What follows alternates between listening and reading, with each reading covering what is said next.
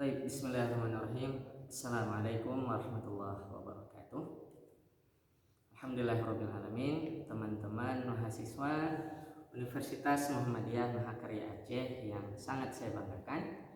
Alhamdulillah hari ini kita berada di pertemuan terakhir, pertemuan ke-8 perkuliahan blended mahasiswa pendidikan khusus. Alhamdulillah tidak terasa kita sudah berada di pertemuan terakhir. Artinya ini adalah materi penutup yang saya kirimkan buat teman-teman agar teman-teman bisa mempelajarinya sebelum kita UAS. Baik, sebelum saya sampaikan kisi-kisinya atau gambaran materi kita, saya sampaikan dulu kepada teman-teman, materi yang saya kirimkan ini akan menjadi bahan ajar terakhir kita. Dan ketetapan dari kampus itu sudah memberitahukan bahwa kita akan melaksanakan ujian akhir semester atau UAS itu mulai tanggal 3. Jadi materi ini teman-teman bisa pelajari selama 1 minggu ini sebelum nanti kita masuk ke ujian akhir semester.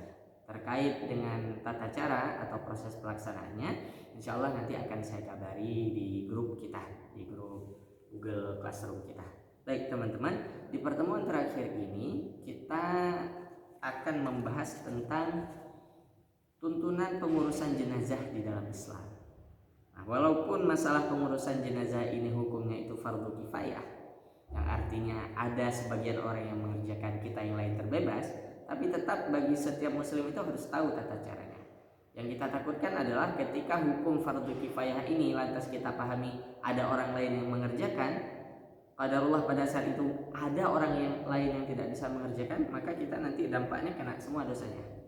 Maka setidaknya teman-teman bisa mempelajari hal ini, bisa mengetahui hal ini agar kita setidaknya tahu ketika nanti kita harus mengurusi jenazah, kita tahu tata caranya. Oke, teman-teman, seperti biasa ada 2 subtopik. Subtopik yang pertama kita akan membahas tentang bagaimana tuntunan atau kewajiban bagi seorang muslim yang tengah merasakan sakit. Nah, jadi nanti ada tuntunannya apa saja yang harus dilakukan oleh orang sakit. Kemudian yang kedua, bagaimana tuntunan yang kita harus lakukan sebagai seorang muslim kepada muslim yang lain yang sedang nazak atau sekarat yang akan meninggal. Setelahnya, bagaimana atau apa yang harus kita lakukan terhadap seorang muslim yang baru saja meninggal. Itu subtopik yang pertama. Nah, untuk subtopik yang kedua, barulah kita akan fokus membahas tentang bagaimana tata cara memandikan jenazah, mengkafankan jenazah, mensolatkan jenazah, hingga menguburkan jenazah. Lalu saya tutup topik yang terakhir ini dengan materi tentang tuntunan takziah dan hal-hal yang bisa kita lakukan atau yang tidak bisa kita lakukan selama pengurusan jenazah hingga takziah.